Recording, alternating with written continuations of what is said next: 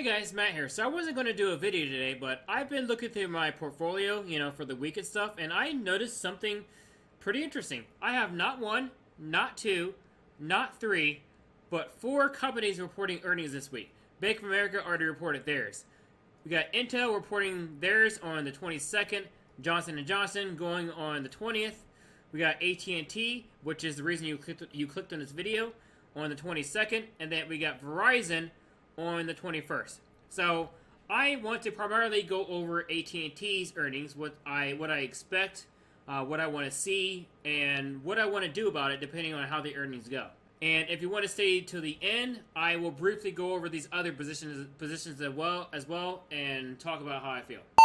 So AT&T is supposed to report earnings Thursday before the market opens. If we look at Yahoo estimates, they are expected to get about $42.4 billion in revenue and 0.78 EPS. They're estimating a drop from last year, but I don't know. I don't know.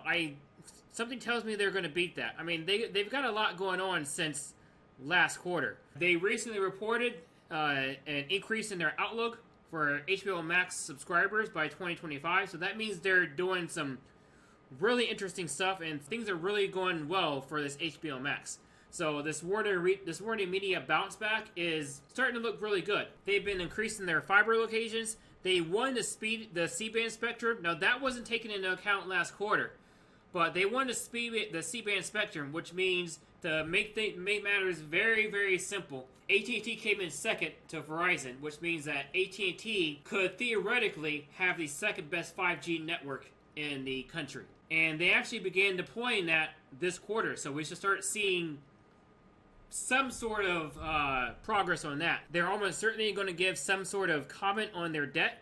Now, if you take a look at their debt right now, it's no secret that their debt is outrageous. And they took out more debt for that. They took out even more debt for the C-band spectrum. Now, fortunately, they partially sold DirecTV, which probably accounts for the drop in revenue this quarter. So they're not making as much from DirecTV. However, they don't have to worry about the overhead from the portion of DirecTV that they sold. So we want to hear some progress on their C-band deployment. We want to hear stuff about their debt.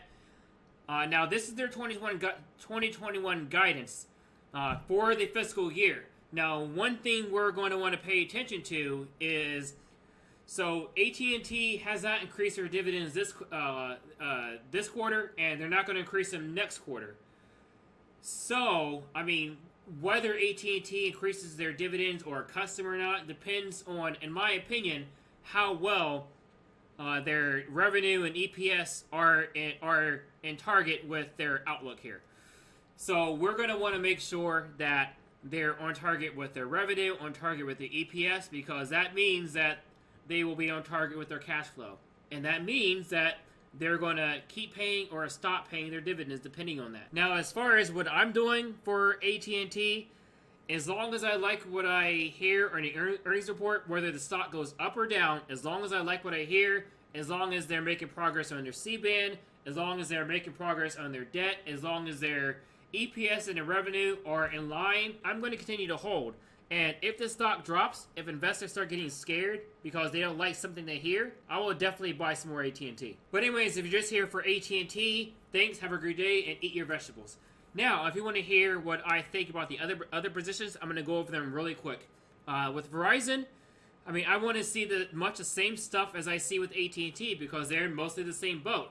I want to see some progress on Verizon's rollout of their 5G network because they did win that 5G spectrum, so they should theoretically start rolling out the best network in the country. I want to see some progress on that. Now, Verizon also has a major debt problem. I think they took out even more debt because of that 5G auction that they won. So I want to see some progress on them paying that down. We got them actually gaining average EPS of 1.29 and an estimated revenue of $32.4 billion. So I want to see numbers in line with that, because that means their free cash flow is good, and that means they're going to keep paying out their dividends. Now, one thing to note is, now I'm new to Verizon, so I don't know how often they raise their dividends, but they have raised their dividends recently, so I'm not too worried about that. But as long as they keep their cash flow, as long as they keep the revenue, I'm not gonna sell out. I'm not gonna do anything with the stock. And it's like AT&T. If the price drops, if investors get scared, I will continue to be a buyer. Intel has earnings also on the 22nd. Now, the thing with Intel is that they recently sold out their NAND business, so they're expected not to earn as much revenue or EPS as last year because a whole portion of their business has been sold off. So that's perfectly fine. I do want to see. So right now they have an average estimated revenue of $17.8 billion and an average estimated EPS of 1.14. Historically, they've either met or beaten their EPS, their last 4 earnings calls. So I'm pretty sure they're going to smash this and smash that, but only time will tell. Now, the thing you really want to know is their progress on their 7nm chips, because that's been a major stickler. They replaced their CEO, they've done lots of work, but investors are really wanting to see some progress on that. Now, one major thing, I don't know if this is going to be on the earnings call, but one major thing that Intel has started construction on 2 new fabs, which are factories. And those are going to be used in order to aid in their 7nm process. Now, they are going to be spinning off some of that work through another manufacturer, probably TSM, but who knows. But they are going to spin up some factories to go all in on making their own stuff. So that's something I respect. We'll see how that turns out. And another bit of news, and I don't know if this is going to make it in the earnings call, is that Intel has offered to help with the global shortage, which means that Intel will be a foundry, which means that they will make chips for other companies that are struggling with the global chip supply process. So that's just been announced on the 12th, so we're going to have to see how that shakes out. Now, as far as Intel, I don't know what I'm going to do with that. My position is pretty much built as far as I'm concerned. However, I mean, if I hear some really good news in their earnings report, but the price drops, I will consider buying more, but I'm happy with what I have with Intel right now.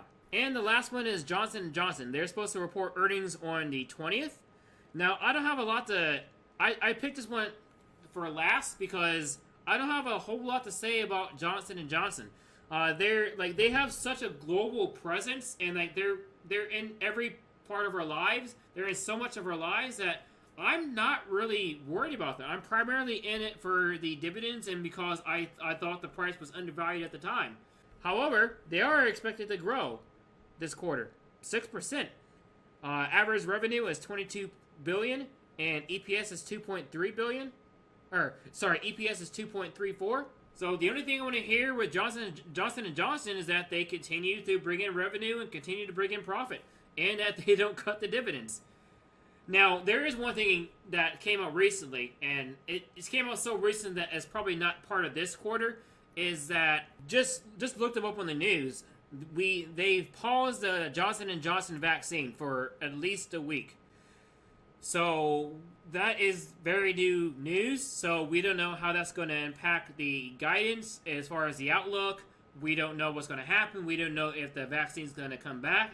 They will probably comment on that in the earnings report, but it's too new to come to any conclusions whatsoever. So we'll have to see how that pans out. But that's all I got for you guys. I will almost certainly make a video after AT&T reports earnings, probably the night of, depending on my work throughout the week.